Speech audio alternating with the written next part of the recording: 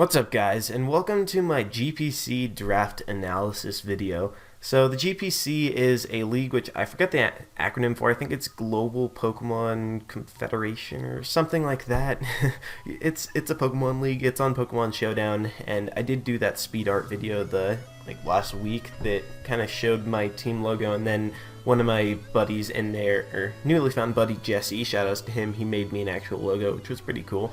But that aside, I'm just going to be analyzing my draft and also going over my thought process and kind of my theory in how I draft and what I'm looking for in a draft. And it's not for specific Pokemon in general, but just kind of how I want to build my draft.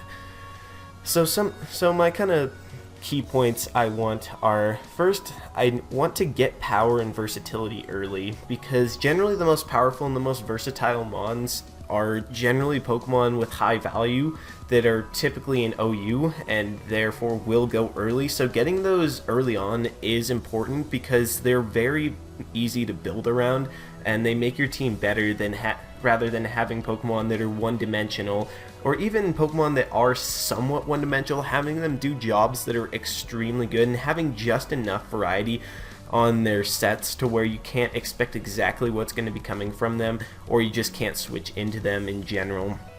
So having the first several picks devoted to getting those really strong and also or versatile Pokemon is going to be very important for me. And the next thing is have a good mix of everything. I want a mix of speed, I want bulk, I want offense, I want everything that I can. I want my team to be ambiguous, and with my defensive core, I want it to have the ability to be offensive or defensive and have enough power behind it so that it's not complete setup fodder. So stuff like Chansey and just those kind of blobs aren't really what I'm looking for. And I also want to be adaptable and have a draft strategy for everything. Like, when I mean adaptable, it's a draft, so sniping is going to happen, and just having a good idea of, just a core idea of what I want to kind of build around is important, so that I can make sure that I have a good synergistic team, because I'm also looking for synergy. That's something that's big on me, and one thing that I'm really into is the Fire, Water, Grass core. Not just because it's the most common core, but because in general, in League format, Fire types, Water types, and Grass types are all three very, very good types in the format, and paired together they have amazing synergy together, and they're also extremely high value and high productivity. So those are all things that I was really looking for. And also, with this draft, it's points based, and you can take a maximum of 12 Pokemon and a minimum of 8.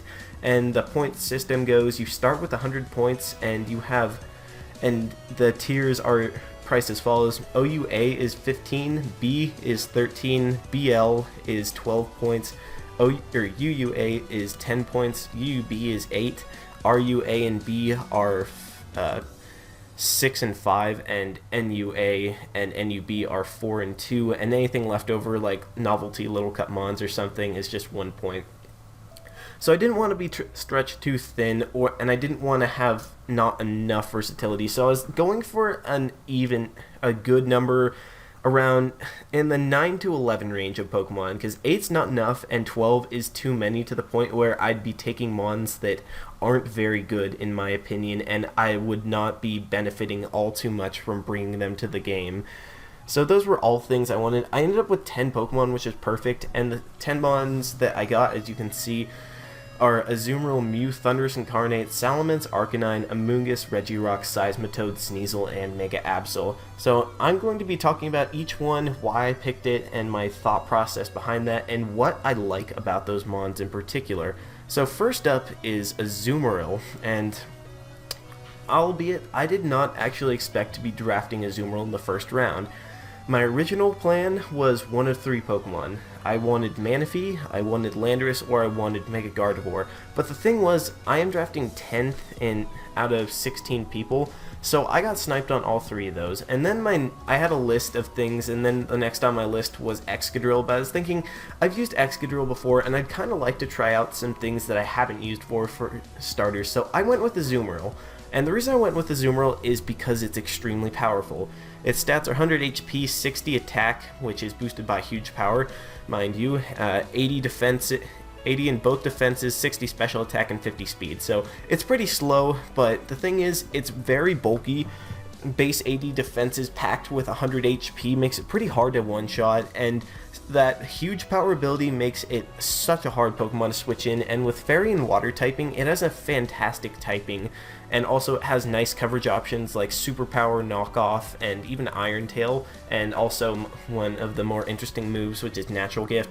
It can run several really good sets, mainly being Assault Vest, Choice Band, and Belly Drum, all of which have their benefits, and all of them have their down parts, but they're all very good, and depending on the matchup, I'll most likely be using all of them at one time or another. It also has some other abilities, Thick Fat and Sap Sipper, which I can't imagine that I'll be using them because I have Pokemon that can do those jobs without having to sacrifice my most powerful Pokemon.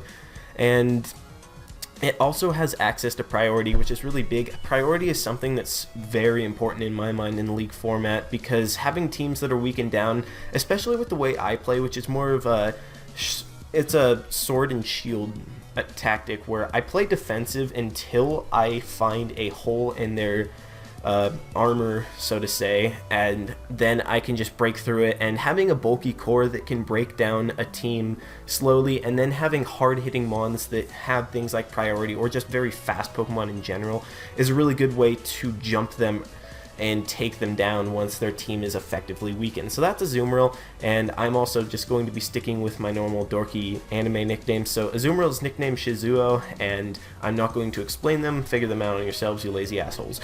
But that's Azumarill, and next up, the next mons I was looking for was, my first idea was Mega Altaria, because the thought of Fairy Spam was very appealing to me, because I am a very big fan of type spam, like Fire Spam, Fairy Spam, Dark Spam. Those are all good things, because generally when you're trying to spam a type, it's to overwhelm things, because usually your opponent is going to bring one check to a certain typing. Like, they'll usually bring one fairy check. So if you have two fairy types, then you can overwhelm that one check, and the rest of their team is not as well versed in taking those on, and it severely cripples their entire team or just straight beats it.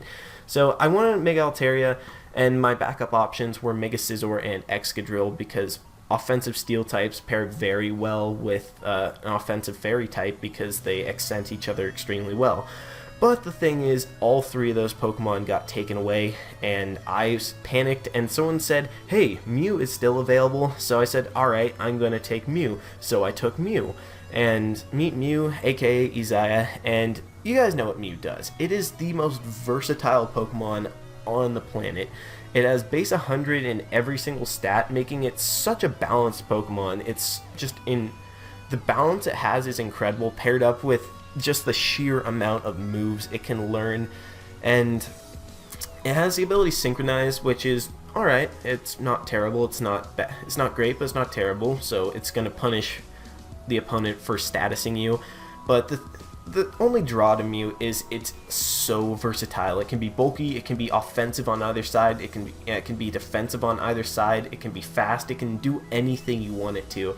And one of the general drawbacks of Mew in League format is it's typically stuck to a role as a defogger or a stealth rocker, because teams tend to not get enough of those on their team. So one of my goals was to make sure that I would not have to stick Mew to a support role every single week, so that I could bring out the massive potential that it has. So in my following picks, I definitely wanted to try and get enough of a mix of things that can support my team, so that I don't have to rely on Mew to doing that, because it's unbelievable how many things it can do, and it's famed for being a Pokemon that generally just doesn't do enough for how good it can be. So I definitely want to break that trend and try and bring out as much as I possibly can from Mew, because it's just so good and it has so much potential that I'm very excited to use it.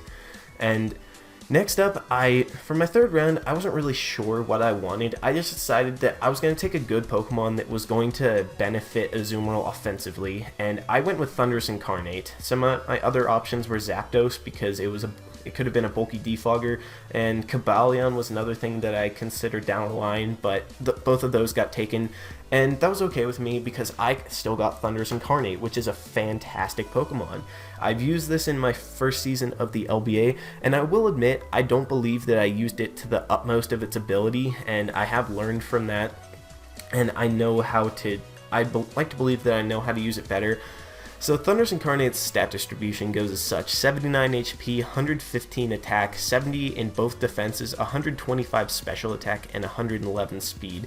So the draws to using Thundurus is it's strong and it's fast. It's got amazing offensive stat distribution with 111 speed, that 125 special attack, and 115 attack, with a very, very, very good move pool. It has a lot of coverage options that are really nice. It gets grass coverage, it gets fighting coverage, it has dark, it of course has electric. One of the only downsides is it doesn't have a flying type move aside from fly, which is really unfortunate, so you have to be stuck with HP flying if you want to go with that route, but it's still very strong even if you do that. It has cool little moves like Incinerate if you don't want to, so you don't have to take up the HP fire move slot and don't have to sacrifice that one extra speed IV, and you can also run a different hidden power in that slot. And it has ways to grab momentum. It has really good physical options like Knockoff, Superpower, U-Turn, Iron Tail. It's just very versatile, and one of the things that makes Thundurus so great is it's got two amazing abilities. One clearly outshines the other, and that's Prankster.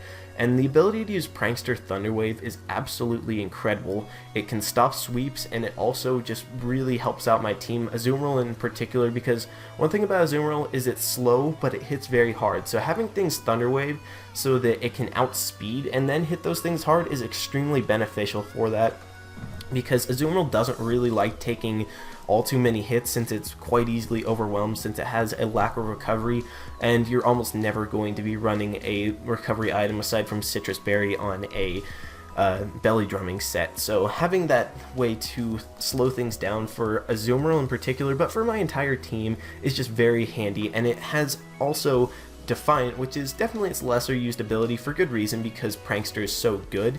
But in cases when I don't have a move to use, if I'm not bringing something like Substitute or Thunder Wave or any of those kind of things, having Defiant is a very good option, especially since it can get a boost from Defog, and it makes a mixed set or a fully physical set even more scary.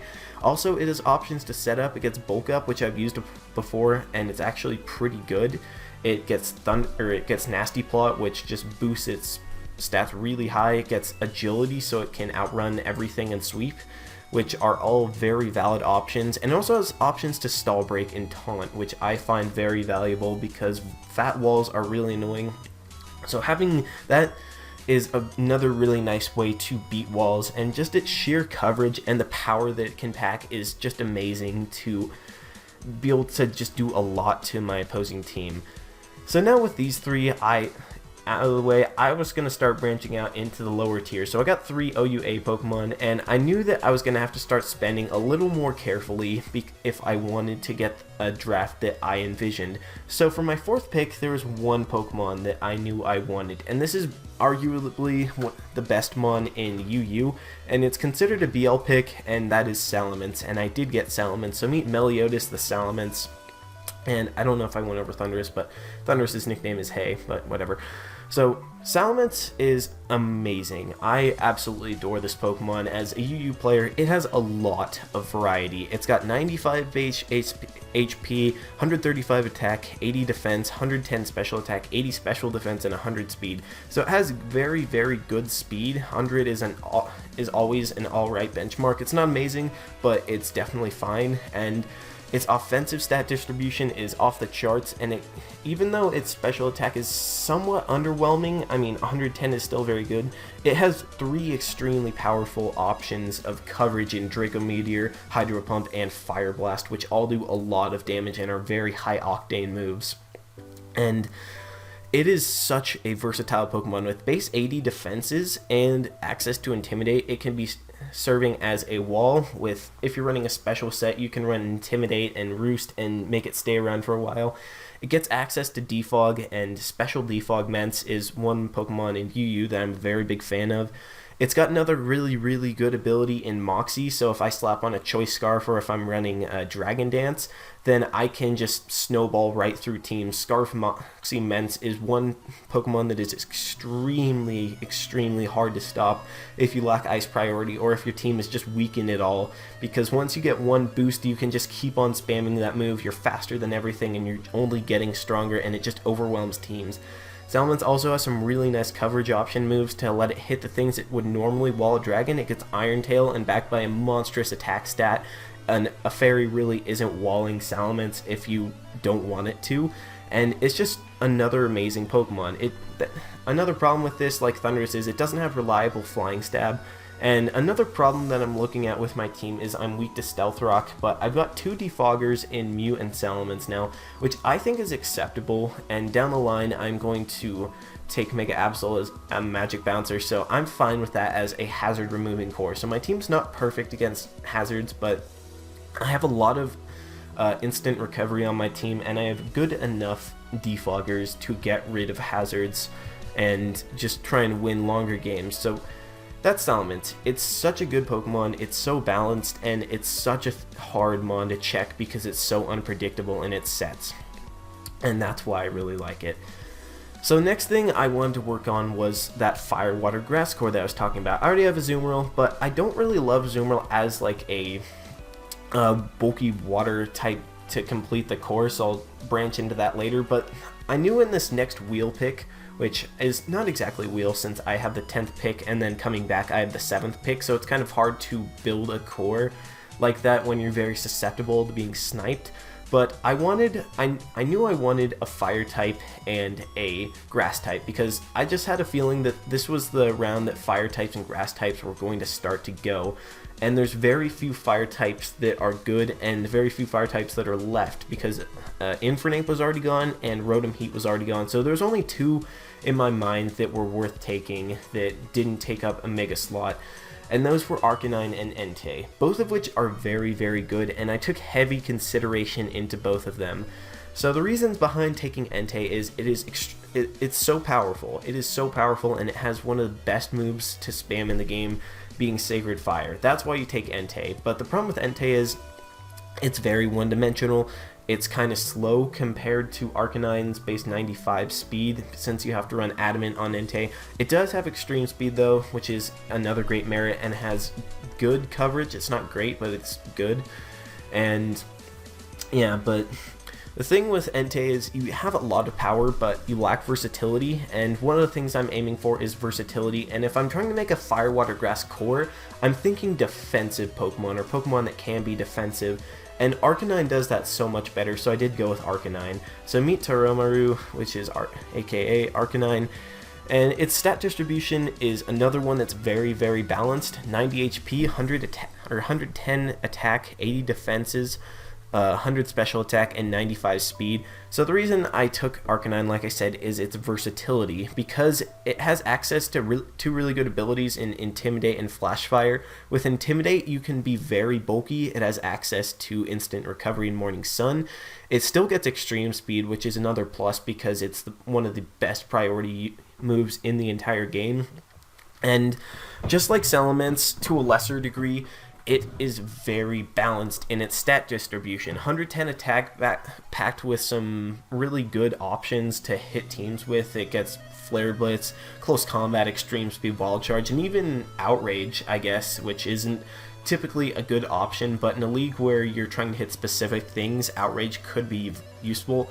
It's got a decent special attack stat, albeit it doesn't have very many coverage options. It can do things like spam, stab, fire blast, which always is nice.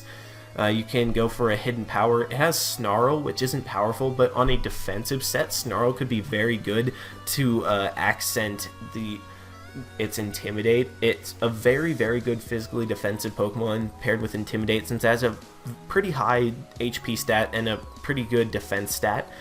So it's just well built for taking hits. You can run an Assault Vest on it, you can run a fast set, you can do a lot of things. You can run mixed, and it can be very good to pick apart cores. So Arcanine is just a mon that's very good. It has Flash Fire, so it gives me a fire immunity, which my team's not weak to fire, but it's still good to have because I can also benefit from that fire immunity. And it just has a lot of really cool little coverage options that make Arcanine really nice in this format. So now on to my next pick, and I knew I wanted my grass type, and there really weren't many grass types left to go around. There was Amoonguss and there was Chestnut, and other ones I was interested in were Rotom-Mow was something that I was somewhat interested in at the beginning of the draft, Tangrowth as well, but both of those were gone at this point, and even Shaman was also gone, so I decided that Amoonguss was by far my best option. So meet Bon, aka Amoonguss. And the thing about Amoonguss is well, you guys know how much I've used Amoonguss and how much I like Amoonguss, and in fact, I'd say I even love Amoonguss. So its stats, 114 HP, 85 attack, 70 defense, 85 special attack, 80 special defense, and 30 speed.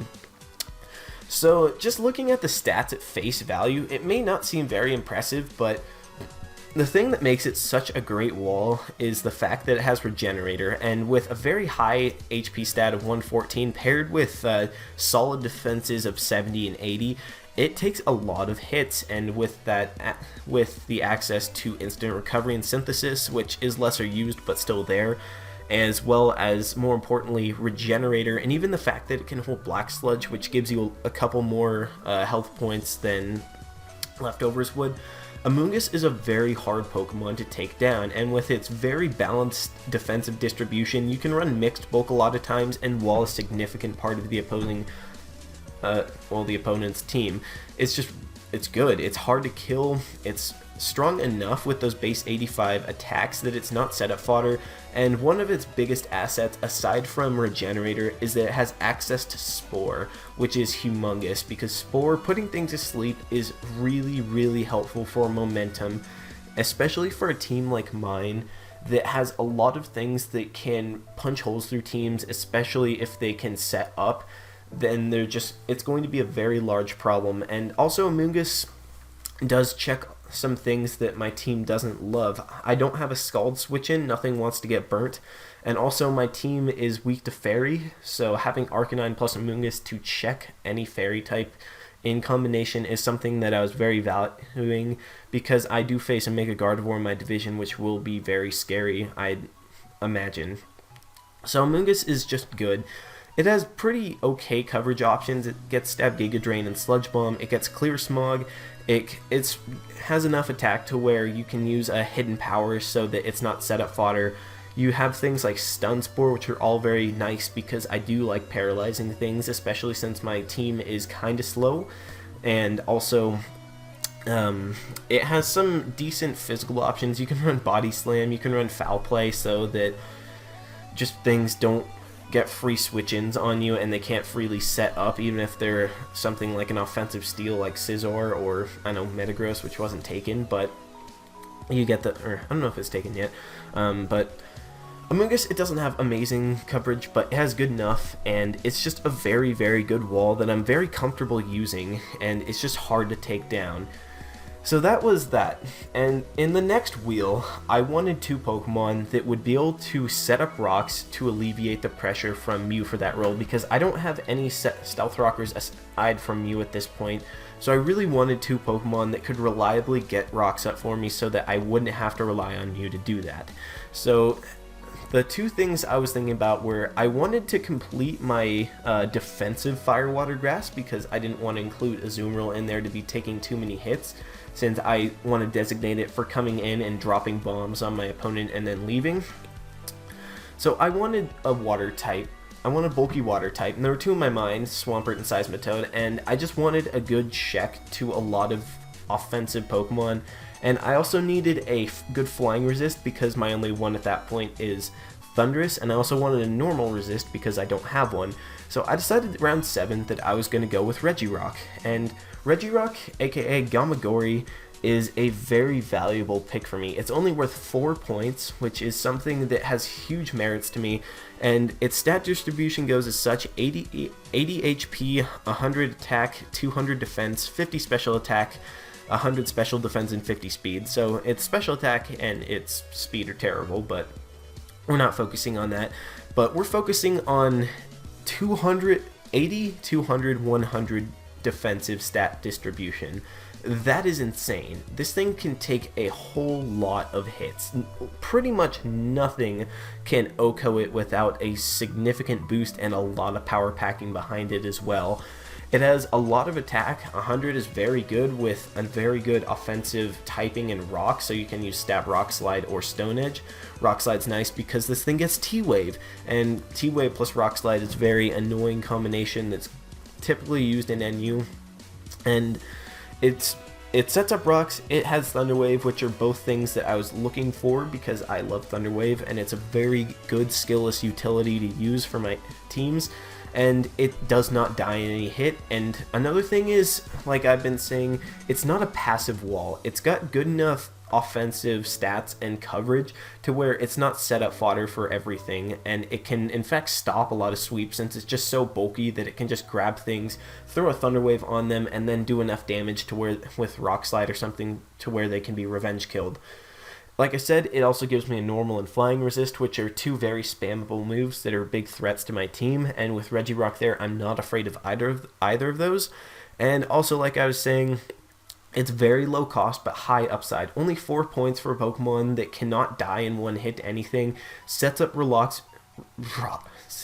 very reliably, and has other really nice coverage options. For a wall, it has fantastic move pool, and it's just overall a very, very good Pokemon for the value. Of course, it could have been considered to be drafted too early, but the previous pick was Reggie Steel, and at this point I felt like it was a very good place to pick it, especially since all the people following me in the draft already had bulky waters, or were going to take one that wasn't going to be Seismitoad, so I was confident that I was going to be able to get Seismitoad on the wheel coming back to me. So I did get Seismitoads. So meet Morel, the Seismitoad, and another very low cost but high value Pokemon. So Seismitoad, 105 HP, 95 attack, 75 defense, 85 special attack, 75 special defense, and 74 speed. As you can see, its stat distribution is kind of underwhelming, but at the same time it's very balanced. With 105 HP and 75s in defenses, it is very passable as a solid low tier wall Pokemon. And the thing that's great about Seismitoad is it sets up Stealth Rocks, and more importantly, it gives me the water immunity that I want so that I'm not just a whipping boy for Scalds and susceptible to getting burned.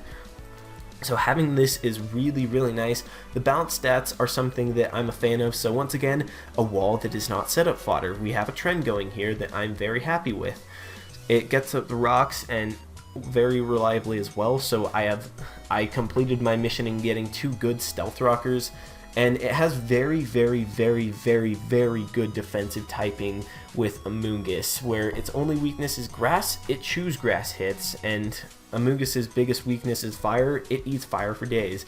So the problem with Seismitoad as well as Regirock is they both lack instant recovery. They have to rely on passive recovery to get the job done, or even rest, which I'm not a huge fan of. But the point of them is to get in the way of Pokemon from doing work on my team, and I can finagle around with getting HP back from Scalds and the likes, but these things are meant to get in the way and be around just to take one hit that doesn't do very much damage and switch out and serve as more of a pivot, and have things like Amoonguss and Mence and Arcanine and Mew, if I'm running them defensively, take the big shots because they can recover off the hits. And one important thing is it gets access to Knockoff and Scald, which are 2 of the most amazing utilities aside from Thunder Wave for a defensive Pokemon. So it really cripples.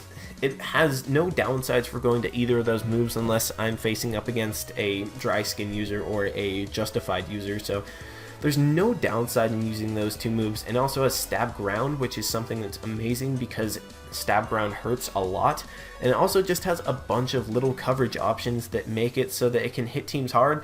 And also one thing is, with 74 base speed and access to Swift Swim, and pretty good offensive stats, it could serve as a shoddy little manual rain sweeper if it looked like my opponent was weak to that for a good late game cleaning. So those are all things to consider.